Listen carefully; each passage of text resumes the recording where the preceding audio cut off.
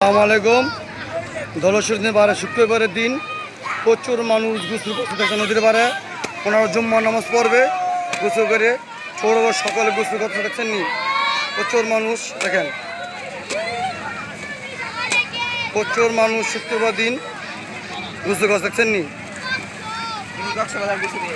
দেখছেন প্রচুর মানুষ, দেখছেন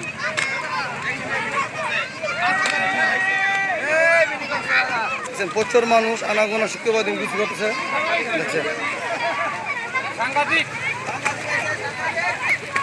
প্রচুর মানুষ গোসল করছে নদীতে, ধলেশ্বরী নদীতে শুক্রবার দিন জুম্মা নামাজ পড়বেন ওরা দেখেন। প্রচুর মানুষ প্রতি শুক্রবার দিন ওনারা এরকমভাবে গোসল করে। এতে বেশার লোক হয়, এতে বেশার লোক হয় বুঝছেন।